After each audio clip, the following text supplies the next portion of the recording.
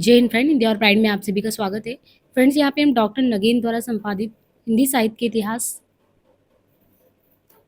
के द्वितीय खंड पूर्व मध्यकाल अथवा भक्तिकाल पर चर्चा करने वाले हैं। इसके प्रीवियस के लेक्चर में आदिकाल से रिलेटेड और साथ ही साथ जो भूमिका है और वन लाइनर फैक्ट जो आदिकाल से रिलेटेड है वो हमने करीबन 3 वीडियो में करा दिया। और यहाँ से जो द्वितीय खंड में सबसे पहले यहाँ पे भक्ति काल की पूर्व पीठिका के बारे में बात की गई है, यानी भक्ति काल का पूरा जो परिवेश रहा, कहाँ से आया, कैसा आया, ये सभी चीज़ें बात की गई है। इसके बाद सीधे हम आ जाएंगे संत काव्य पे।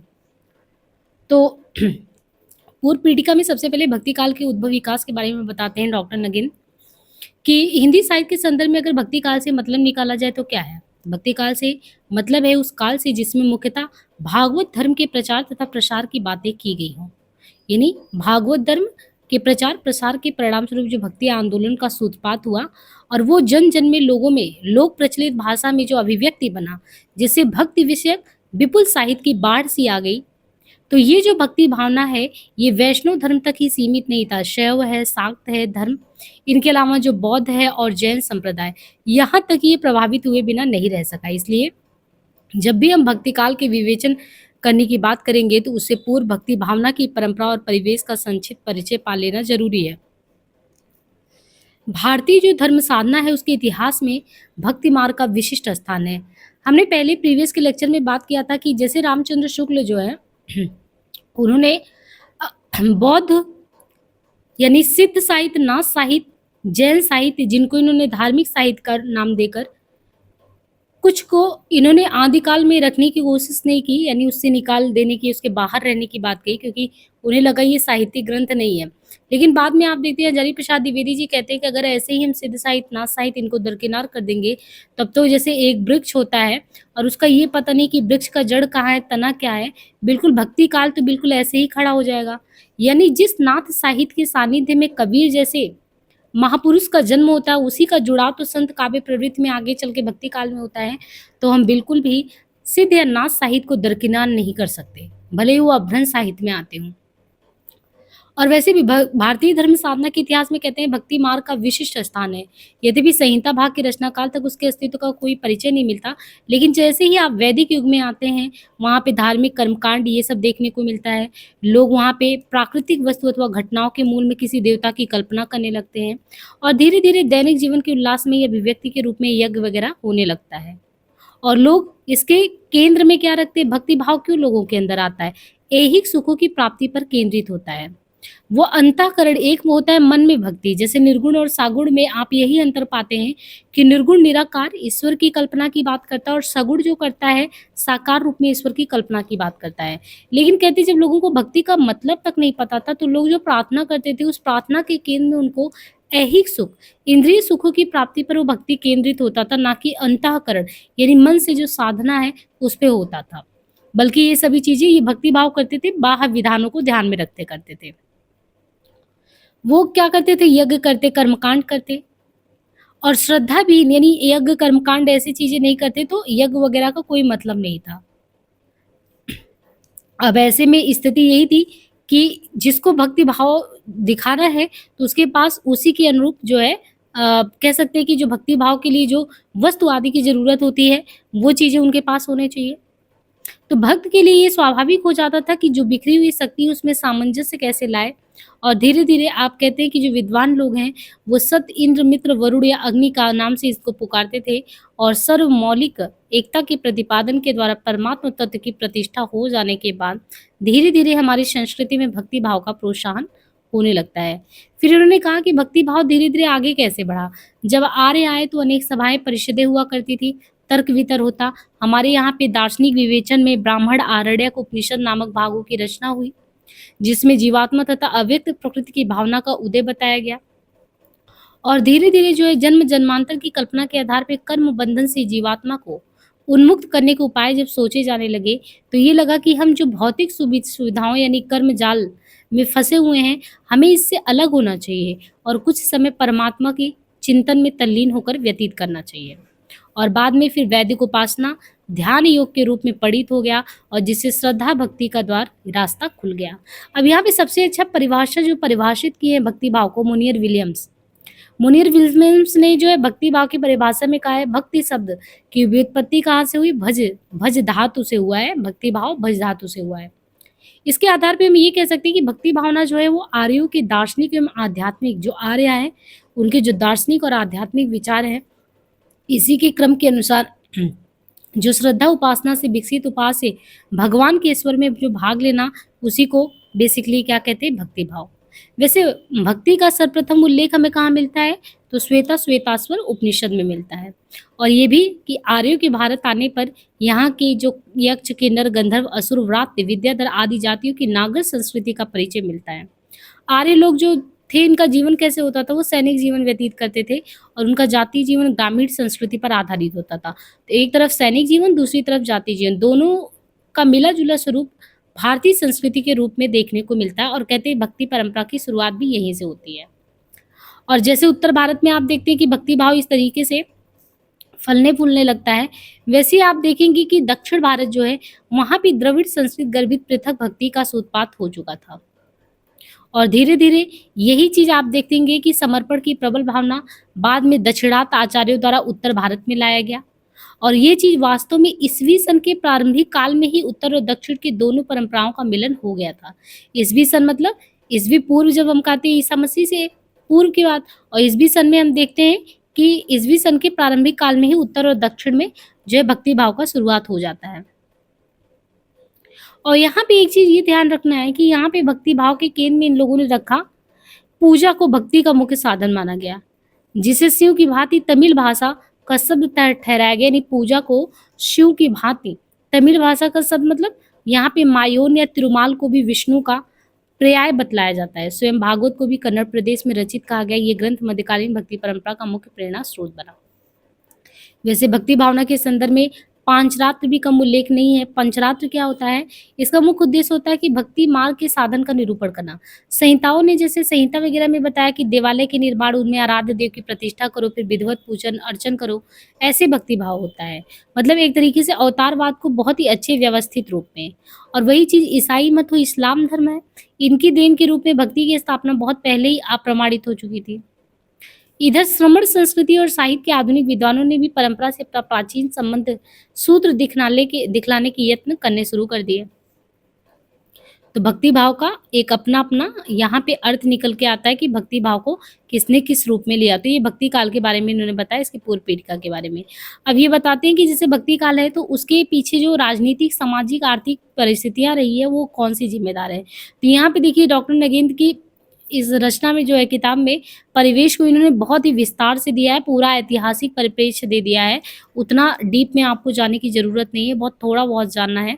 जैसे आप राजनीतिक परिस्थिति इस समय की बात करेंगे तो इन्होंने बताया कि जैसे कोई भी केंद्रीय सत्ता, केंद्र में अगर ताकतवर राजा रहता है तो आप देखिए कि आपके चारों तरफ बहुत ही अच्छा होता है। लेकिन यहाँ पे क्या हुआ, जैसे हमने आदिकाल में देखा कि हर्षवर्धन का समय, और जैसे ही हर्षवर्धन जो है वर्धन वंश में उनके जाने के बाद जो भी लोग आए, और लोधी वंश तक आप देखते हैं मुगल सत्ता जब तक आया सब कुछ त्राहिमाम स्थिति में आ गया। और जब वैसी स्थिति आ गया तो वैसे ही जैसे राजनीतिक परिवेश वैसे ही सांस्कृतिक लेखन का काम होने लगा। तो ऐसे ही यहाँ पे भी देखेंगे कि जो पूर्व मध्यकाल का आरंभ हुई, दिल्ली के सुल्तान कौन थे? दिल्ली के सुल्तान में यहाँ पे एमबीटी मोहम्मद बिन तुगलक के समय की बात किया गया। वो भी समय लगभग ये बताएं 1325 से लेके 1341 मान लीजिए। ये जो समय है कहते हैं मोहम्मद बिन तुगलक का समय था, और इसने कुछ ऐसी गलतियां की, जैसे इसको राज्य विस्तार की लालसा हुई कि हम उत्तर से दक्षिण तक पूरा भारत फैलाएंगे, भारत में अपने राज्य सत्ता को कायम करेंगे। अब इसने क्या किया, पहले दिल्ली राजधानी हुआ करती, दिल्ली से कहा हम देवगिरी राजधानी ले जाएंगे, फिर उसका नाम दौलताबाद रखा। फिर इससे क्या हुआ, दिल्ली प्रदेश एकदम उजड़ गया। एक बार उसने क्या हुआ कि तांबे के सिक्के चलाए और कई बार सुदूर चीन पर आक्रमण करने की योजना बनाई, और उसमें भी विफल रहा, जिसके कारण वो कभी विद्या व्यसनी पक्षपात रही सुल्तान तो बन पाया। उसके यहाँ विद्वानों को संरक्षण भी मिलता था। हिंदू प्रजा के प्रति जो ये एमबीटी मोहम्मद बिन तुगलक था उदारमान भी था। लेकिन जैसे ही फिरोज तुगलक आया उसमें धार्मिक सहिष्णुता का अभाव था, यानी हिंदू के प्रति वो पक्षपात रहित नहीं था। इससे क्या हुआ कि जो हिंदू धर्म में थे वो भक्ति भाव की तरफ लोग मतलब आगे चल पड़े, क्योंकि उन्हें कोई रास्ता नहीं दिख रहा था। और इसके बाद जैसे जौना सिंह आया, मुल्ला दाऊद में चंदायन में इसकी बात भी की गई जौना सिंह की। बाद में कई सुल्तान आए, तुगलक वंश का आधिपत्य समाप्त हो गया, फिर खिजराह दिल्ली पे बैठा और सैयद वंश आया, फिर लोधी वंश आया। लेकिन ये सब देखते हैं कि समय के साथ जो है ये स्वतंत्र सूबे बनते गए, यानी एक ऐसी स्थिति आ गई थी कि जो एक दिल्ली सल्तनत केंद्र में हुआ करता था, एक समय आया तो इससे बिखर कर अलग-अलग स्वतंत्र राज्य बन गए। मालवा हो गया, मालवा के बाद आप देखेंगे तो गुजरात हो गया, यहाँ के अलग-अलग राजा भी केंद्र में आ गए। फलता ये हुआ कि जो भक्ति भाव जो ज्ञान विद्या का केंद्र एक हुआ करता था वो बिखर बिखर गया चारों तरफ। और फिर कहते हैं कि मालवा जैसे अपने आप में बना, तो वहाँ पे राजा भोज के समय उसकी ख्याति और अधिक बढ़ी, यानी परमार राजपूतों के अधीन ये मालवा जो आया लगभग। और इसके बाद कहते हैं कि यहाँ पे जब ये राजा भोज के समय इसकी ख्याति बढ़ गई, तो सुल्तान जो इल्तुतमिश था इसने आक्रमण कर दिया था महाकाल के मंदिर पे, महाकाल का मंदिर ध्वस्त हो गया था। बाद में गौरी के बारे में सुना होगा, मोहम्मद गौरी, उसने जो है किस तरीके से बार-बार आक्रमण किया। गुजरात की कहानी तो आपको पता ही होगी कि सोमनाथ मंदिर को लूटने के लिए जो प्रसिद्ध महमूद गजनवी था, इसने कई बार 1025 में आक्रमण किया, फिर लगातार इसने आक्रमण पे आक्रमण किया। और जो भी यहाँ पे चीज़ें थी, क्योंकि ये लोग कैसे व्यक्ति थे, कट्टर धर्मांध प्रकृति के व्यक्ति थे। वो न्यायप्रिय शासक के रूप में नहीं रहे। इनको क्या करना था, लूट-खसोट करके यहाँ से चीज़ों को ले जाना था। अब ऐसी स्थिति में जो यहाँ की जनता थी, जो कि अब उसे लगता है कि हम किसकी तरफ मुँह देखें, कौन हमारी सुरक्षा की गारंटी लेगा? क्योंकि एक राजा होता है, न्यायप्रिय राजा होता है, तो प्रजा को अपने आप न्याय मिल जाता है। लेकिन यहाँ तो ऐसी स्थिति थी नहीं।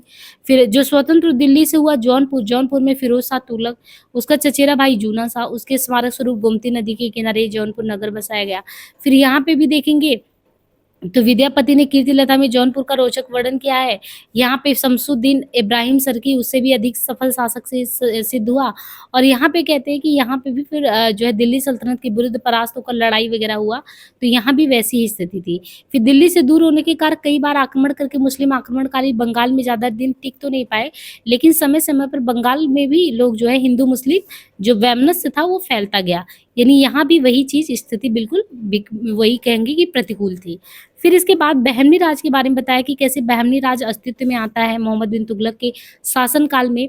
जो भड़की दक्षिण की विद्रोहाग्नि थी, यानी दक्षिण भारत में जब मोहम्मद बिन तुगलक यहाँ पे था, तो ये दक्षिण भारत में उसके प्रति जो एक तरीके से विद्रोह का भाव लोगों में जगा था, हसन गंगू के पक्ष में पद त्याग कर जो और भी राजा आए, इन लोगों ने बदला लेने के भाव से वहाँ भी जो है एक तरीके से आक्रमण किया। यहाँ पे देखिए होता क्या है कि जब कालांतर में एक षड्यंत्र के द्वारा जो बहमनी राज्य है वो स्वतंत्र 5 मुस्लिम राज्यों में तब्दील हो जाता है। यहाँ पे बरार का इमाद शाही, बीजापुर का आदिल शाही, अहमदनगर का निजाम शाही, गोलकुंडा का कुतुब शाही, बीदर का वली शाही। अभी 5-5 लोग मिलके पूरा क्षेत्र दक्षिण का चला रहे थे। तो वही चीज़ था कि साहित्यिक और स्थापित जो भी चीज़ें हुई साहित्यिक सांस्कृतिक कार्य उसमें रुचि लेना अगर हिंदू जनता के अगर कहें कि समर्थन में रहे तो ये चीज़ नहीं था। इसके बाद सूरवंश शेरशाह द्वारा स्थापित सूरवंश का अपना अलग महत्व है। बचपन में शेरशाह के बारे में तो पूरी शेरशाह की कहानी बताया। मुझे नहीं लगता ये सब कोई मतलब है आपको बहुत विशेष पढ़ने का, क्योंकि ये एक इतिहास की ही जानकारी दी गई है। आपको बस मोटा-मोटा देखना कि क्या-क्या चीज़ें परिवेश में थी। फिर मुगल वंश आता है और तैमूर लंग के बारे में सुना होगा, उसकी 5वीं पीढ़ी में उत्पन्न ज़हीरुद्दीन मोहम्मद बाबर वास्तव में तुर्कवंशी था, मुगल नहीं। इसकी माता अलग उससे कुल आती थी और चंगेज़ खां का नाम सुना होगा, बहुत ही खूंखार प्रकृति का व्यक्ति था। तो इसने भी जो भी आक्रमण वगैरह किया और आक्रमण के केंद्र में इसके भी था कि हम कैसे सत्ता को हथिया लें। इसके बाद इन्होंने पूरा इस चीज़ के बारे में बताया, फिर ये बताया कि कैसे ही आप देखें कि जो मुगल काल में ही चाहे अकबर हो, जहांगीर हो, कुछ लोगों ने तो अच्छे न्यायप्रिय शासक के तरीके से व्यवहार किया, है ना? और बाद में और भी शासक हुए। तो इसी एक चीज़ हमें ये निकल के आता है कि भारत के राजनीतिक क्षेत्र में अगर देखें, तो कुल जो 1343 से लेके 1643 तक की अवधि जो थी, वो 2 प्रमुख मुस्लिम वंश, एक पठान वंश, एक मुगल वंश, इनके आधिपत्य में बना रहा और इनमें लोधी, सैयद, तुगलक ये सब भी आते रहे। और ऐसे में जो समय-समय पर ये लोग आते थे, तो किसी विद्रोह के फलस्वरूप इनको राज्य विस्तार करना था, इन्हें न्याय नहीं देना था और ऐसी अवस्था में जो है, जो जनता थी उसको समझ में नहीं आता हम किस दिशा में बढ़ें। और उन्होंने उस दिशा में बढ़ना चाहा, यानी कि कोई उसका रक्षक बने, तो भक्ति काल का जो भाव उत्पन्न होता है वो ऐसे ही राजनीतिक परिवेश में आता है। अब देखिए जब ऐसी स्थिति चारों तरफ हो गई तो भारतीय समाज जिन तत्वों के ताने-बाने से बना होगा उनमें वर्ण, जाति इन सब का विशिष्ट स्थान था। समय-समय पर बहुत सी मानव मंडलियाँ इस देश में आती रही, धर्म, विश्वास, रीति-रिवाज, आचार-विचार पद्धति से ये राष्ट्र फला-फूला। लेकिन अब एक ऐसा समय आ गया कि यहाँ पे शक है, ऊड है, यवन है, कंबोज है, तुर्क है, पारसी है, पठान है, मंगोल है। ये आ रहे हैं और यहाँ पे सत्ता को हथिया रहे हैं और यहाँ के लोगों को ही बेदखल कर दे रहे हैं, तो आप ये सोचिए कि उनकी मनःस्थिति क्या होगी। और ये भी कहा गया कि मुसलमानों ने व्यवहारिक संबंधों के भेद को प्रकट करने के लिए यहाँ के निवासियों को हिंदू कहा और इस शब्द का पहली बार उल्लेख विजयनगर के राजाओं के 15वीं शताब्दी वाले शिलालेख में मिलता है। ईरान का ईरान के अकमेनियन बादशाहों के विलेखों में इंद शब्द का अवश्य मिलता है, जो हिंदू शब्द ईरानी रूप जान पड़ता है। तो यानी जो प्रेम भाव था, इस्लाम मात्र भाव का संदेश लेकर चला था, उसका द्वार कुछ शर्तों पर प्रेम भाव लेकर चला भी था, लेकिन हिंदुओं के यहाँ धर्म परिवर्तन की शास्त्रीय व्यवस्था नहीं थी, इसलिए उनके संस्कार इसके विपरीत पड़े। इस बीच धर्म परिवर्तन के जो उदाहरण देखने को मिलते हुए धर्म प्रेरित न होकर स्वार्थ या बलात्कार के परिणाम थे। कर्मवाद और जन्मांतरवाद में उनकी भी आस्था लगभग वैसी ही थी। अपनी कुलीनता की रक्षा की चिंता तत्कालीन हिंदुओं को अधिक सताने लगी और उनकी रक्षा के निमित्त वे स्मृति और टीकाओं का सहारा लेने लगे। कभी-कभी विधर्मी तथा विजातीय शासकों द्वारा हिंदू प्रजा के प्रति क्रूर व्यवहार तक देखा गया। तो इस तरीके से जो इस्लाम का भातृ भाव संदेश यहाँ लेकर वो आए थे, वो प्रभावकारी सिद्ध नहीं हुआ और हिंदू समाज में भी जो वर्णाश्रम धर्म का उचित पालन होना चाहिए, वो भी नहीं हो पाया। वो जाति उपजाति में तो पहले ही बटे थे, ऊपर से बाहर से आक्रमण। हिंदू कन्याओं को जो संपन्न मुसलमान अधिकाधिक संख्या में क्रय करके अपने घरों में रख लेते थे। कुलीन नारियों का अपहरण करके अमीर लोग उनका मनोरंजन के लिए साधन प्रयोग करते। मोहम्मद बिन तुगलक ने तो चीन सम्राट के पास भारतीय काफिरों में से एक 100 स्त्री पुरुषों को सौगात के रूप में पूजा। इसके साथ ही ऐसे हिंदू राजाओं का भी अभाव नहीं था जो मुस्लिम महिलाओं विशेषतः सैयद स्त्रियों को दासी रूप में रखते। तो आप इसे लगा सकते हैं कि उस समय की स्थिति कितनी विकराल थी। भारतीय मुस्लिम समाज की अवस्था हिंदुओं से अधिक भिन्न नहीं थी। धर्मांतरित जो धर्मांतरण होते थे मुस्लिम, उनके हिंदू संस्कार धर्म परिवर्तन के साथ ही धुल नहीं गए थे, जबकि वे बालात अथवा स्वार्थवश धर्म परिवर्तन के लिए बाध्य हुए थे। कुल मिला के एक ऐसा वातावरण था जिसमें हर एक तरीके से जितने भी आम आदमी हैं वो परेशान थे। तो ऐसे में जो है यहाँ पे एक चीज़ ये है, तुलसीकृत जो कवितावली उसकी में ये पंक्तियाँ दी गई हैं कि खेती न किसान को भिखारी को न भीख बलि बनिक को बनिज न चाकर को चाकरी जीविका विहीन लोक सिद्धमान सोच बस कहे एक एकन सो कहाँ जाई काकरी। और ऐसे में सांस्कृतिक परिस्थिति कैसी होगी, तो सांस्कृतिक चेतना की सर्वश्रेष्ठ अभिव्यक्ति सार्वभौम सत्ता के आधार पर प्रतिष्ठापित धार्मिक भावना और दार्शनिक चिंतन धारा के माध्यम से हुई। कला हो, शिल्प हो, साहित्य हो, संगीत हो, वो जैसे समाज में अगर सामाजिक परिवेश में सब कुछ शांत वातावरण रहेगा, सब सुखी रहेंगे, तो बिल्कुल वो ऐसे ही लिखेंगे। लेकिन क्योंकि ऐसी स्थिति यहाँ पे थी नहीं, तो सांस्कृतिक परिस्थिति में क्या अच्छा घट सकता था। बाद में गुप्त काल में वैदिक धर्म का पुनरुत्थान हुआ और देवी देवताओं तथा देवालयों की स्थापना द्वारा लुप्त प्राय धर्म व्यवस्था को पुनर्जीवित किया गया। उन दिनों वैष्णव धर्म को विशेष प्रश्रय दिया गया।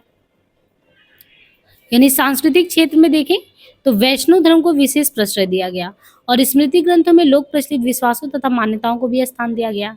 ब्राह्मण इतर श्रमण आदि तत्वों से संबंधित ब्राह्मणवाद को विद्वानों ने नव ब्राह्मणवाद कहा। इसी प्रकार नव ब्राह्मणवाद में भी ब्राह्मणवाद के अलावा श्रमण, द्रविड़ तथा अन्य आदिवासियों को स्थान मिला। इसकी कुछ समान विशेषताएं देखने को मिलती हैं सांस्कृतिक उसमें कि धर्म विशेष का लौकिकीकरण हुआ, अवतारवाद की स्वीकृति, देवालय में अब देव प्रतीकों की पूजा होने लगी, तीर्थादि की स्थापना हुई, धर्म के भारतीय स्वरूप का संरक्षण हुआ। अधिकांश पुराणों की रचना का भी यही हाल। मध्यकालीन हिंदू जीवन प्रणाली पर उनका गहरा प्रभाव देखने को मिला। पुराणकारों ने समन्वय साधना की प्रवृत्ति को पुनर्जागृत किया। परंपरा, दृष्टिभेद, रुचि, वैविध्य, देश काल तथा तत्कालीन समाज से प्रेरणा ग्रहण कर उन्होंने तदनुरूप पूजा, उपासना तथा कर्मकांडी पद्धति को अपनाकर उन्हें देश दार्शनिकता का पुट दे दिया। तो अवतारवाद हो, गौ ब्राह्मण रक्षा, धर्मशास्त्र का सम्मान और कर्मफल में विश्वास, ये सभी चीजें यहाँ पे थी। तो कुल मिला के जो मध्यकालीन हिंदू समाज था उसके दो पक्ष हमारे सामने आते, एक वो जो शास्त्रों का समर्थक था, दूसरा वो जो परंपरागत विश्वासों तथा मान्यताओं को मानने वाला था। अब इसके आगे देखिए, जो हमारा मुख्य रूप से अगर देखें तो एक ऐसी स्थिति यहाँ पे बताया गया है कि ऐसे में जो भक्ति आंदोलन का प्रादुर्भाव हुआ, तो भक्ति आंदोलन धर्मों में हिंदू, जैन, बौद्ध, पारसी, यहूदी, ईसाई प्रमुख थे। यानी मध्यकालीन जो धर्म है, मध्यकालीन धर्म में हिंदू, जैन, बौद्ध, पारसी, यहूदी, ईसाई प्रमुख थे, जिनका संपर्क द्वार उन्मुक्त था, खुला हुआ था। लोक विश्वासों पर आधारित लोक धर्म की निष्ठा किसी धर्म विशेष के प्रति नहीं थी। उनका धर्माचार परंपरागत और चमत्कार प्रभावी था। आदिवासियों का धर्म अधिकतर उन्हीं तक सीमित था, परंतु संपर्क द्वारा वे परस्पर न्यूनाधिक रूप में अनुप्राणित होते रहते थे और जाने अनजाने एक दूसरे का अनुकरण करने में भी हिचकते नहीं थे। फिर भी उन दिनों हिंदू मुस्लिम दो ही प्रधान धर्म था, यानी मुख्य रूप में अगर धार्मिक रूप में कहें तो धार्मिक रूप से जो प्रधान था, एक हिंदू धर्म एक मुस्लिम धर्म, यही दो था। सिखों के देवी देवता प्राय हिंदुओं के ही हुआ करते थे, पर उनकी आचार पद्धति पर आगे चलकर सैनिक वृत्ति की छाप देखने को मिलती है। जैन धर्म का प्रचार जहाँ पश्चिम दक्षिण के क्षेत्रों में ज़्यादा था, यहाँ पे हम लोगों ने बात किया था ना कि यहाँ पे जैसे पूर्वी या पश्चिमी, तो पश्चिमी जैन धर्म का प्रचार हुआ, जैसे यहाँ पे हम सिद्ध की बात करते हैं। तो यहाँ पे कहते हैं कि जैन धर्म का प्रचार जहाँ पश्चिम दक्षिण के क्षेत्रों में ज़्यादा था, वहाँ बौद्ध धर्म अगर देखें तो पूर्वी प्रांतों में ही रह गया। पारसी मत जो भारत में आया था, वो पारसी मत के बारे में बता रहे हैं, लगभग 721 ईस्वी में भारत में अपना पहला कदम ये भी रख चुका था और लगभग इसी समय इस्लाम धर्म व्यापारियों के माध्यम से मालाबार पहुंचा था। यहूदी ईसाइयों से पहले ही आ गए थे यहाँ पे, और ईसाई धर्म फादर टॉमस द्वारा दक्षिण में प्रवेश पा चुका था, जिसका प्रचार काम पारवर्ती काल में प्रारंभ हुआ। हिंदू धर्म इस्लाम के संपर्क से मात्र व्यक्तिगत साधना का केंद्र न रहकर सामूहिक साधना का रूप धारण करने लगा था और उसमें आंदोलनकारी प्रवृत्तियां भी उभरने लगी थी। फलस्वरूप प्राय सभी धर्मों में अगर देखें तो युग अनुरूप परिस्थिति के अनुसार पंथों, संप्रदायों और उप संप्रदायों तक की सृष्टि होने लगी, जिनका मुख्य उद्देश्य क्या था? आत्मनिरीक्षण का और परिस्थिति परीक्षण का। तो ये दो काम थे और इस प्रयास में जो वैष्णव धर्म था उसने भागवत संप्रदाय के रूप में नेतृत्व किया और व्यापक प्रभाव डाला। शैव धर्म के बारे में बताते हैं कि इसके अंतर्गत मध्यकाल में पाशुपत, वीर शैव, लिंगायत और कश्मीरी शैव संप्रदाय भी विख्यात थे और इनके उप संप्रदायों तक का गठन भी होने लगा था। अब देखिए, आप भक्ति काल में ये सोचे कि भक्ति काल की बस परिभाषा पढ़ने से समझ में आ जाएगा, तो इन्होंने भक्ति काल के समय में जितने संप्रदाय चले हैं उन सारे की बात की है। पाशुपत हो, वीर शैव हो, लिंगायत हो, कश्मीरी हो, शैव संप्रदाय हो, जितने भी संप्रदाय चले, और जैसे शिव योग साधना के प्रवर्तक तथा आदि गुरु माने जाते थे, और ऐसे ही उप संप्रदाय में जैसे नाथ योगी संप्रदाय की गणना होती है। फिर जैसे वैष्णव में हम देखते हैं, स्वामी रामानंद को कबीर का गुरु मान तो लेते हैं, लेकिन ये वैष्णव धर्म का पालन करने वाले थे और उनके अनुयायियों में भी लोक प्रचलित भाषाओं का आश्रय लेकर उन्हें प्रश्रय दिया गया। तो हर एक संप्रदाय का अपना अपना मत था। उस मत के प्रचार के लिए क्षेत्रीय भाषाओं को अपनाया गया, परंतु इस प्रवृत्ति के मूल में एक और जहां श्रमण संस्कृति की प्रेरणा थी, वहीं दूसरी ओर जनसंपर्क का परिणाम भी। अब यहाँ पे इम्पोर्टेंट क्या है? वैष्णव धर्म। वैष्णव धर्म मूलतः भक्ति प्रधान है, जो योग साधना का प्रवृत्ति होने के कारण उसे यत्किंचित प्रभावित भी कहला सकता है। योग साधना में तो आपने देखा था कि हठ योग नाथ पंथ में, लेकिन यहाँ पे इस संस्कृति की प्रेरणा में ये कहा गया है कि वैष्णव धर्म मूलतः क्या था? वैष्णव धर्म मूलतः भक्ति प्रधान, जो योग साधना का प्रवृत्ति होने के कारण उसे यत्किंचित प्रभावित भी कहला सकता है। 5 रात के माध्यम से तंत्र साधना के तत्व भी किसी न किसी रूप में उसमें समाविष्ट है। 5 रत्न मत पर ही मूर्ति विधान और मंदिर निर्माण की व्यवस्था भी आधारित थी। वैष्णव धर्म संप्रदाय और उप संप्रदायों की सृष्टि प्रधानता इनके आचार्य और प्रवर्तकों द्वारा हुआ। जैसे आप द्वैत संप्रदाय पढ़ते हैं, द्वैताद्वैत पढ़ते हैं, विशिष्ट द्वैत पढ़ते हैं, भेदाभेद पढ़ते हैं, शुद्धाद्वैत पढ़ते हैं, वो सब किसके परिणाम स्वरूप आया? यही पंचरात्र पर आश्रित मूर्ति विधान और मंदिर निर्माण की व्यवस्था पे वैष्णव धर्म संप्रदाय उप संप्रदाय के प्रवर्तकों द्वारा जो ये सारी चीज द्वैताद्वैत, विशिष्ट द्वैत, ये सभी सिद्धांत आए और इनके द्वारा जो अपनाई गई भक्ति है वो किसी न किसी दर्शन पर आधारित थी। फलतः ये स्वयं को एक दूसरे से पृथक मानने लगे, परंतु दूसरी ओर ऐसे वैष्णव मतावलंबी उप संप्रदायों का भी अस्तित्व था जो किसी दार्शनिक सिद्धांत पर उतना बल देना अनिवार्य नहीं समझते। रामावत, सहजिया, वारकरी, महानुभाव, पंसखा आदि ऐसे ही उप संप्रदाय थे।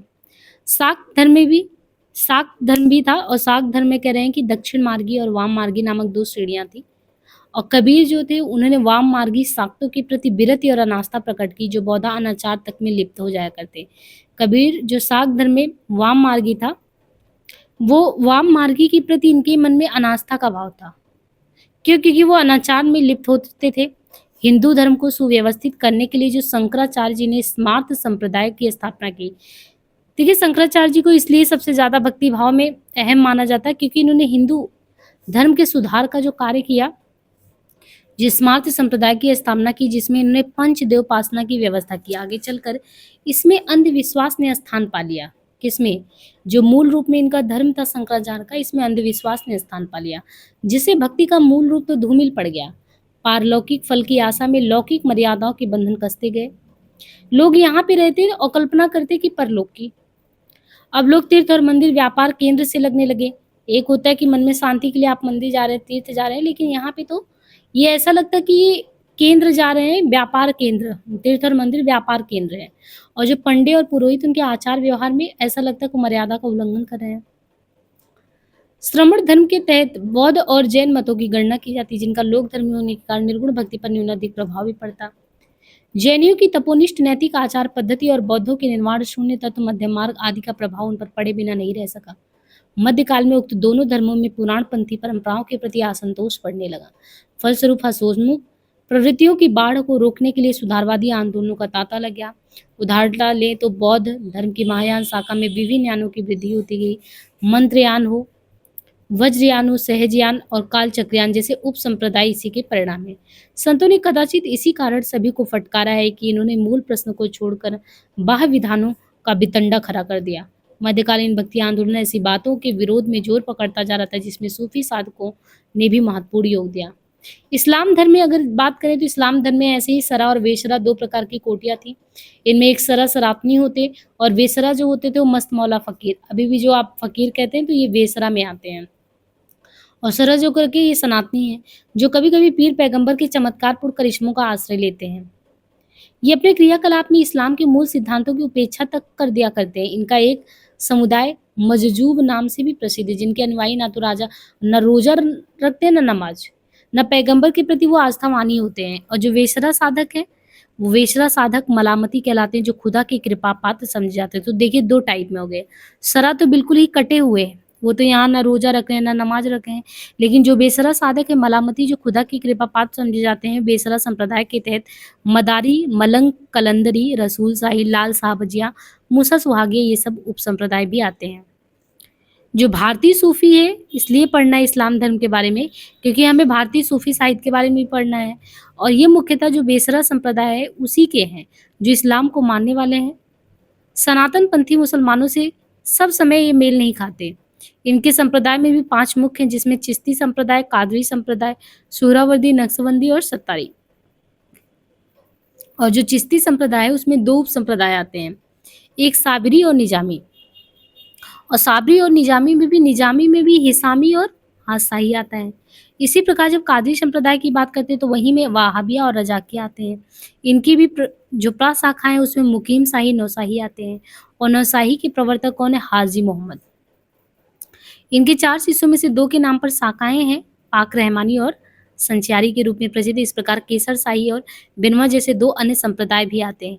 पंजाब के ऐसे ही संप्रदायों में हुसैन शाही और मियाँ खेल संप्रदायों के नाम भी लिए जाते हैं।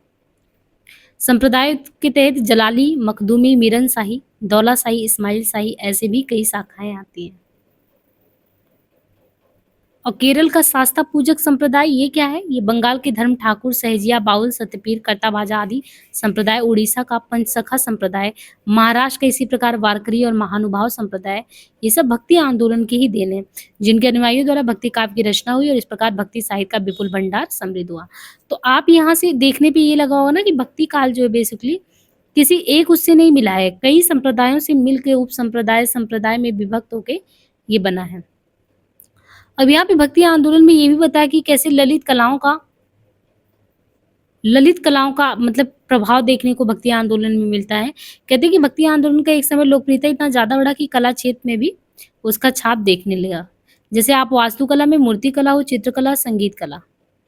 तो कला जो होती है, उस सृजन के मूल में क्या होता है? कला सृजन के मूल में बाह्य वातावरण और परिस्थितियों के बीच उद्भूत जो मनुष्य की सूक्ष्म तथा कोमल अंतर्वृत्तियां होती है, उसकी चेष्टा का निदर्शन देखने को मिलता है। तो उस समय आप जब देखें कि भक्ति भाव अपने चरम पे था, तो जो भी चीजें वास्तुकला में बनता था, यानी मध्यकालीन वास्तुकला में आप देखेंगे तो हिंदू और मुस्लिम संपर्क का एक बहुत अच्छा परिणाम देखने को मिलेगा। यानी इस्लाम ने अपने अभियान में जिन देशों को ऑक्युपाई किया, अधिकृत किया, टारगेट किया, आदर्शवादी और यथार्थवादी मतों का द्वंद्व था। तो कल्पनाशील रूप में आप देखेंगे उस समय मस्जिदों का खुलापन देवालयों के घिरेपन से सर्वथा अलग। देवालयों की भांति मस्जिदों में भी विग्रह स्थान नियत नहीं रहता, खुद मक्का की ओर उन्मुख होना पर्याप्त होता। वास्तुकला के दृश्य जो मंदिरें होती हैं उनकी अपेक्षा मस्जिद का स्वरूप सरल एवं बोधगम्य लगता। देवालय की दीवारों पर दैवी लीलाओं तथा साज सज्जा का अंकन टंकण होता। फिर भी रंग-बिरंगे पत्थरों के प्रयोग द्वारा मस्जिदों को भी अलंकृत करने का प्रयास होता। इस प्रकार इस क्षेत्र में हम देखें कि चाहे वो मुस्लिम वास्तुकला हो या हिंदू वास्तुकला हो, सामंजस्य दिखना कहते हैं कि इस क्षेत्र में दोनों के सामंजस्य में पर्याप्त पर्याप्त कठिनाई का सामना करना पड़ा। हिंदू जहाँ थे, उनकी लयात्मक प्रवृत्ति से भिन्न मुसलमानों की औपचारिकता थी। फिर भी कालांतर में सहवास के कारण दोनों में परस्पर वैचारिक आदान-प्रदान तो देखने को मिलता ही है।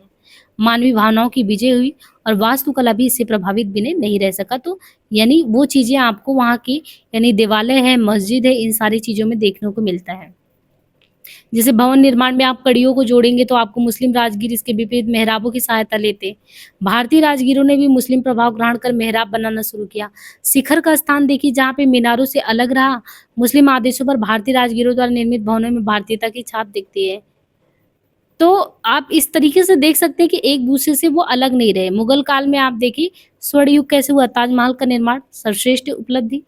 मूर्तिकला में आप देखिए तो मध्यकालीन जो देव मूर्तियाँ प्रायः वही परंपरागत हुआ करती थी, किंतु भक्ति आंदोलन के प्रभाव से इसमें वैविध्य आया और अब जो मूर्ति बनने लगा उसमें करुण, कोमल, सरस अभिव्यक्ति को विस्तार मिलता।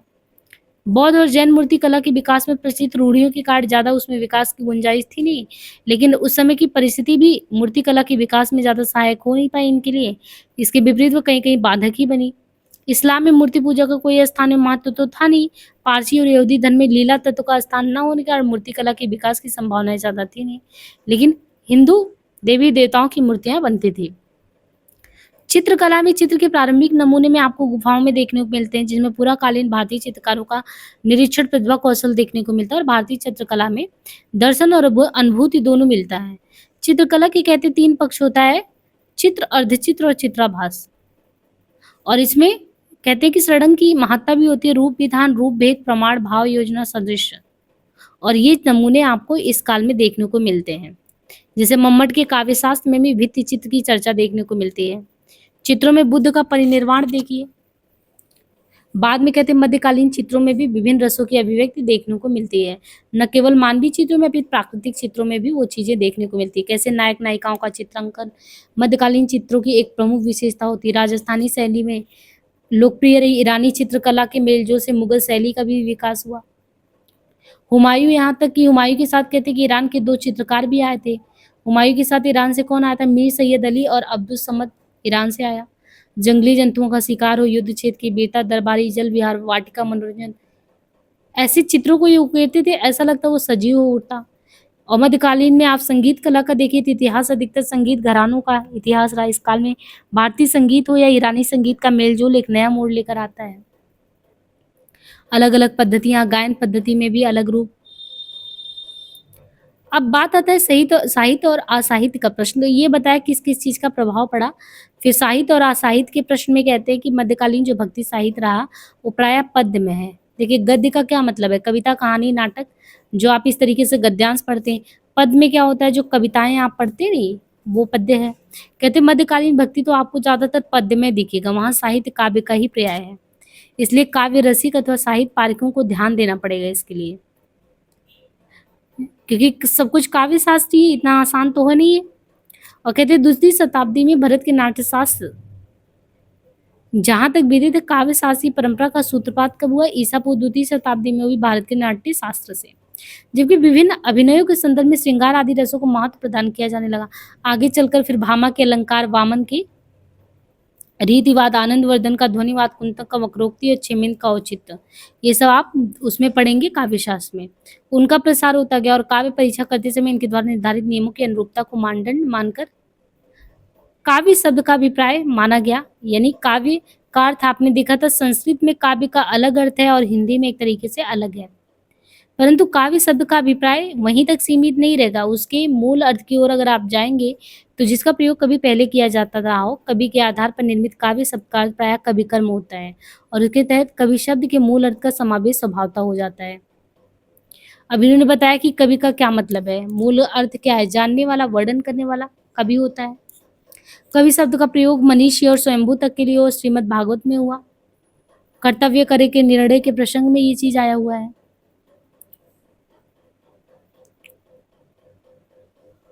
और आगे ये कहते हैं कि काव्य की संज्ञा जो है प्रश्नोपनिषद में ऋग्वेद, यजुर्वेद और सामवेद के आधार पर लोक विशेष की प्रवृत्ति की जानकारी कवियों द्वारा सुलभ बताई गई।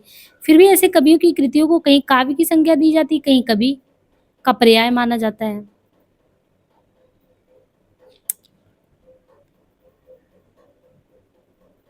काव्य के दो प्रमुख लक्षण प्रकट होते हैं। पहला ये चीज होना चाहिए कि काव्य में स्वतः स्फूर्त अथवा अल्पायास जन अभिव्यक्ति का होना, और दूसरा मार्मिक अनुभूति के भाव संचार द्वारा श्रोता या पाठक के मानस में उसे ठीक उसी प्रकार आंदोलन करने में समर्थ होना।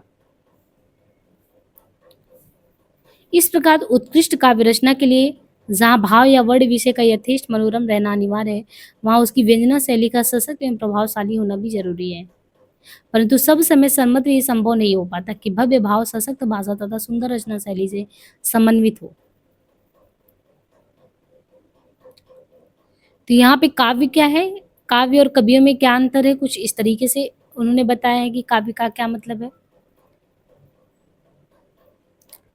प्रथम कोटि के काव्य और कवियों की स्थिति प्राचीन काल की एकांत विशेषता नहीं है।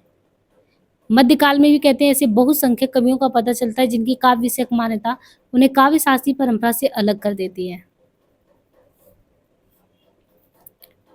इसका अभिप्राय ये नहीं कि किसी भी आध्यात्मिक स्तर अथवा धरातल पर पहुंचकर साहित्य सृजन करने पर ही कवि कहलाने की योग्यता होती है, अपितु स्वानुभूति की सहज अभिव्यक्ति द्वारा दूसरों को भी इसमें भागीदार बनाया जा सकता है, और तभी संभव है जब कवि द्वारा अपनी संवेदनशीलता का आयाम तथा परिवेश विस्तृत एवं परिष्कृत कर बनाया जाए। इस प्रकार किसी रचना के साहित्यिक असाहित्यिक होने के प्रश्न जितने स्तर भेद का कारण उतना शैलीगत नहीं है। ऐसी दशा में मध्यकालीन भक्ति साहित्य की साहित्यिकता को परखते समय किसी काव्य शास्त्रीय शैलीगत विशेषता मात्र को ही कसौटी नहीं मानना चाहिए, अपितु उसके संदर्भगत विशेषताओं को भी जानना बहुत जरूरी है। अब यहाँ पे इन्होंने बताया कि कैसे उपलब्ध सामग्री क्या क्या भक्ति साहित्य लिखने के लिए किन स्तरों पे क्या चीजें मिली। अब मध्यकालीन जो भक्ति साहित्य की उपलब्ध सामग्री कई रूपों, कई स्तरों और वर्गों में पाया जाता है, और यहाँ पे बताते हैं कि भक्ति साहित्य मात्र वैष्णव धर्म की उपज है, जिसे उसकी भागवत शाखा से विशेष प्रेरणा, प्रश्रय और प्रोत्साहन मिला, परंतु ये पूर्ण रूप से सही नहीं है। इसके पूर्ववर्ती पार्श्ववर्ती अनेक वैष्णवेतर भक्ति मार्ग साधक है जिनकी रचनाएं कम और ज्यादा मात्रा में मिलते रहे हैं। फिर भी इनमें जो है भक्त साधकों में शैव, शाक्त और श्रमण भक्तों की गणना होती है। फिर भी इनमें प्रपत्ति तत्व सर्वत्र समान रूप से देखने को नहीं मिलता, जो भागवत संप्रदाय द्वारा प्रेरित मध्यकालीन भक्ति मार्ग की एक विशेषता हो। यहाँ पे देखिए आपको लगेगा ना कि बहुत ज्यादा गाथा टाइप में दे दिया, वो सारे इतने इंपॉर्टेंट नहीं है आपको पढ़ने। अब यहाँ पे इन्होंने क्लासिफाई कर दिया कि भक्ति साहित्य किसी क्षणिक भक्ति साहित्य ऐसा तो हुआ नहीं कि अचानक ही पैदा हो गया भक्ति साहित्य मन में आ गया लोगों के, नहीं। क्षणिक भावावेग अथवा इंद्रिय जन भावोन्मेद की अभिव्यक्ति मात्र नहीं है भक्ति, अपितु ये ठोस तथा उर्वर धरातल की उपज है। इसके साधन लौकिक अवश्य, किंतु इसका साध एक ऐसी लोकोत्तर अनुभूति जिसमें भक्त के चित्त को अनुपम शांति और आनंद की उपलब्धि होती है। विद्वानों ने भक्ति साहित्य को प्रवृत्ति अनुसार दो भागों में बांटा है। भक्ति में कहते हैं कि ज्ञान मार्ग हो या प्रेम मार्ग हो, परंतु ज्ञान अपने आप में एक उपलब्धि है, क्रिया नहीं, जिसका आश्रय लेकर मनुष्य मुक्त लाभ कर सके। फिर ज्ञान द्वारा सत्य के स्वरूप का साक्षात्कार होने की संभावना में अज्ञानवादी वर्ग के लोग संदेह प्रकट करने लगे थे। ऐसा भक्त वास्तव में ज्ञान मार्गी न होकर अनुभव आश्रयी हो गया। देखिए दो चीजें बताएं कि जो भक्ति साहित्य आया है ये ऐसा नहीं कि अचानक आ गया, क्षणिक भावावेग से नहीं आया है, लंबे कालखंड से गुजर के आया। और दूसरी चीज के भक्ति भाव को इसको ज्ञान मार्गी और प्रेम मार्गी, हम ज्ञानाश्रयी शाखा पढ़ते हैं, प्रेमाश्रयी शाखा पढ़ते हैं, दोनों में बांटा जाता है। तो भक्ति विषयक एक मुद्दा और लेके होता है कि सगुण और निर्गुण की बात, और सगुण और निर्गुण में ही हम देखते हैं कि सगुण शाखा में ही आपको देखने को रामाश्रयी और कृष्णाश्रयी देखने को मिलता है, और जो संत काव्य धारा है जिसको हम निर्गुण कहते हैं उसमें कबीर का और साथ में ही जायसी का देखने को मिलता है। तो उपासना भेद का अंतर क्या है, दोनों में दो वर्ग हैं। सगुण भक्ति में आप क्या करते हैं, लीलावतार को आराध्य मानते हैं, जैसे कृष्ण जी की मूर्ति को आप आराध्य मान के उनकी पूजा करेंगे, वो निर्गुण नहीं है, वो आपको सगुण रूप में दिखते हैं कि हाँ ईश्वर आपके मूर्ति के रूप में आपके सामने है।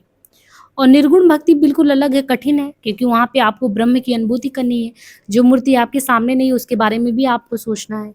सगुण भक्ति जो होता है जहाँ पे वो भगवत अनुग्रह की बात करता है कि जब भगवान आप पे कृपा करेंगे आप अनुग्रही होंगे। और निर्गुण भक्ति आत्मविश्वास का बल है, आपके अंदर वो विश्वास होना चाहिए कि नहीं वो परम पिता देख रहा है सब कुछ। सगुण भक्ति जहाँ आपको बाह्य लालित्य यानी बाह्य का आकर्षण दिखाएगा, बाहरी महिमा मंडित करेगा। निर्गुण भक्ति वही आपको अंतः सौंदर्य की गरिमा से जलाएगा, दीप जलाएगा। आप अपने अंदर झांक के देख पाएंगे। सगुण भक्ति जहाँ साकार तथा सविशेष के प्रति होता, निर्गुण निराकार निर्विशेष के प्रति। सगुण भक्ति में जहाँ स्वीक्रिया तथा परक्रिया दोनों भाव का समावेश है, वहाँ निर्गुण भक्ति में सत्य रूपा नारी के प्रति निष्ठावान रहते हुए भी उसके रमणीय रूप अथवा परक्रिया भाव के प्रति आकर्षण नहीं होना चाहिए। सगुण भक्ति में जहाँ किसी देवलोक की कल्पना हो, जहाँ निर्गुण भक्ति में विश्व आत्मा प्रभु के विश्वव्यापी आत्मा में। तो यहाँ पे आपको देखिए सगुण और निर्गुण का भेद भी बताते चल रहे हैं डॉक्टर नगेन जी। सगुण भक्त के लिए जहाँ भगवान का उपयुक्त धाम भक्त का हृदय है, यानी आप मन से भक्ति भाव कर रहे हैं तो उनका प्रभु का धाम आपके मन में, आपके भक्त के हृदय में है। वहीं जब हम निर्गुण भक्त के लिए कहते हैं तो अभेद मूलक दृष्टि द्वारा आत्म साक्षात्कार, कि ईश्वर से आपका आत्म साक्षात्कार होगा। निर्गुण भक्त कहते हैं कि निर्गुण भक्त बिल्कुल सत्य का शोधक है, सत्य जानना चाहता है। भक्ति अथवा ऐश्वर्य के आराधक वो नहीं है। मोक्ष कामी निर्गुण भक्त संसार को ही सत्कर्मों द्वारा कि हम अच्छा कर्म करेंगे और इस संसार को ही स्वर्ग बनाएंगे, ऐसा कौन सोचता है? निर्गुण भक्त। वो किसी काल्पनिक परलोक का अभिलाषी नहीं है। सगुण और निर्गुण भक्त दोनों ही उपासना भेद से वैष्णव है, यानी वैष्णव सगुण भी है निर्गुण भी है। लेकिन निर्गुण भक्त जहाँ नारायण की उपासना करता, वहीं सगुण विष्णु के लीला अवतार की। सगुण भक्ति में लीला का महात्म्य है और निर्गुण में लय का महत्व है। सगुण भक्त जहाँ वर्ण व्यवस्था के आलोचक नहीं है, वहां पे निर्गुण आलोचक है। परंतु प्रेमा भक्ति दोनों को स्वीकार है। क्या? प्रेमा भक्ति, सगुण हो या निर्गुण।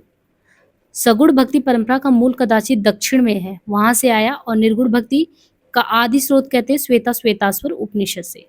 स्वयं श्रीमद् भागवत महात्म्य का प्रथम श्लोक निर्गुण भक्ति का समर्थक प्रतीत होता है, जिसके विशेषणों द्वारा वासुदेव कृष्ण के वपुधारी कृत्यों का परिचय नहीं मिलता। प्रस्तुत संदर्भ में इसी प्रकार गजेंद्र स्तुति भी उल्लेखनीय है, जहाँ भगवान को निर्विशेष सूचित किया गया। श्रीमद् सगुण भक्ति का आकार ग्रंथ माना जाता है, जिस कारण उपयुक्त संकेत विशिष्ट महत्व के बन गए हैं। वास्तव में सगुण निर्गुण का भेद जितना स्वतंत्र जन है उतना वर्गत नहीं। और कुछ लोगों ने निर्गुण भक्ति को कदाचित भ्रांतिवश वैरागी बतलाकर उन्हें कार्यकारी जीवन से अलग रहने वाला कहा है। तो क्या इस हिसाब से देखा जाए, कबीर क्या अपने जीविकोपार्जन के लिए जो उनका काम था नहीं करते थे? निर्गुण निराकार ब्रह्म की उपासना तो वो भी करते थे। इसका ये थोड़ी मतलब था वो पूर्ण रूप से वैरागी थे। उन भक्तों ने आजीवन संसाधना में लगकर सच्चे भक्त का जीवन व्यतीत किया है। तो भक्ति साहित्य के वर्गीकरण का अन्य आधार सांप्रदायिक भेद को भी मान लिया जाता है, किंतु सांप्रदायिक भेद कोई आधार नहीं है। आप मीरा और रसखान को देखिए, संप्रदाय निरपेक्ष है, इसलिए संप्रदाय भेद के आधार पर भक्ति साहित्य को नहीं अलग कर सकते। भक्ति साहित्य के वैज्ञानिक वर्गीकरण का एक आधार जैविक, दैहिक, मानसिक भक्ति भी हो सकता है, जिसका परिणति भक्त के आध्यात्मिक समुदाय में उत्पन्न होता है। अब यहाँ पे थोड़ा बहुत भक्ति और लौकिक साहित्य के बारे में बताया गया कि भक्ति साहित्य क्या है और जो लौकिक साहित्य है वो क्या है। भक्ति काल की रचना किसी परम तत्व, देवी देवता अथवा दैवी गुण संपन्न महामानव को लक्ष्य करके किया जाता है। ये सही है ना, कि भक्ति हम जो करते हैं, भक्ति काव्य में कहा गया कि किसी भी परम तत्व, देवी देवता को मान के करते हैं। इस प्रकार का विपुल साहित्य प्राय सभी जीवन भाषाओं में आपको देखने को मिल जाएगा। और इसको लेकर तो हम भक्ति भाव में कभी शास्त्रीयता का प्रश्न भी नहीं करते, परंतु कहते हैं कि इधर कुछ शास्त्र के अनुरागी लोग जो आए हैं वो पूर्व मध्यकालीन भक्ति काव्य में शास्त्रीयता की छाप ना देकर उसे भक्ति काव्य से अलग लौकिक काव्य की कोटि में डालने की बात करते हैं। परंतु वे कदाचित ये भूल जाते हैं कि शास्त्रीयता का भी मूलाधार लोक ही होता है। फिर भक्ति अथवा साहित्य का लक्ष्य शास्त्र विशेष का अनुकरण अथवा अनुसरण मात्र नहीं है। लौकिक काव्य की अपनी विशेषताएं हैं। लौकिक काव्य का मतलब है कि जिसके फलस्वरूप उसकी अपनी भिन्न कोटि। लौकिक काव्य प्राय क्षणिक उमंग, उल्लास और विषाद का सरल अभिव्यक्ति होता है। मन में कुछ भी आया, लोक साहित्य से संबंधित, इसमें परंपरा का निर्वाह भी होता रहता है, एक तारतम्य भी बना रहता है। कुछ भी गायन करो, कुछ भी करो, तो एक तारतम्यता रहता है लौकिक काव्य में। अब यहाँ पे आपको बताया गया है कि जो भक्ति काल है, भक्ति काल की प्रमुख विशेषताएं क्या रही? प्रवृत्तिगत। तो प्रवृत्तिगत क्या रहा है? खासियत पूर्व मध्यकालीन भक्ति काल का आरंभ होने से ही प्रांतीय भाषाएं अपने अपने अपभ्रंशों का अनुसरण करने लगी और हिंदी के समानांतर साहित्य रचना में अपभ्रंश भी आने लगा। और फिर इसमें नवीन संस्कार और निखार का आना समय सापेक्ष था, इनमें वर्ण विषय या तो प्रचलित धर्मों से जुड़ा था या लोकोन्मुख साहित्य सृजन की प्रवृत्ति थी। परिचय पालन लेना तत्कालीन प्रवृत्तियों को समझाने में सहायक हो सकता। पाली, प्राकृत और अपभ्रंश की रचनाएं जहां छेड़ातर पढ़ती गई, यहाँ संस्कृत का प्रयोग इन विरोधी उनके द्वारा मान्य समझा जाने लगा और उसका न्यूनाधिक प्रयोग भी होने लगा। प्राकृत साहित्य की रचना अपेक्षाकृत लोकोन्मुख वातावरण में हुआ। अपभ्रंश साहित्य में पूर्ववर्ती परंपराओं के विकास के साथ साथ लोक प्रचलित अन्यान्य परंपराओं का भी प्रयास किया गया। जैन कवि द्वारा रचित प्रबंध काव्यों के तहत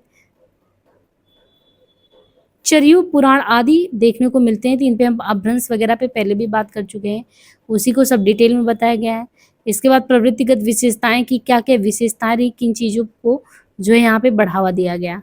अब ये देखिए आपका चैप्टर लगभग वही खत्म हुआ और यहाँ से आपका निर्गुण भक्ति काव्य शुरू होगा। तो हम यहाँ से जो लेक्चर लेंगे उसको अच्छे से लेंगे, क्योंकि यहाँ से आपका मूल टेक्स्ट जो है वो शुरू हो जाता है ना। अब वीडियो के लास्ट में जो है हम लाइन द फैक्ट को ऐड कर देंगे, जो आपको पढ़ने में जो है आसानी होगा। बाकी फिर निर्गुण भक्ति से शुरू करेंगे। आज के लिए नहीं।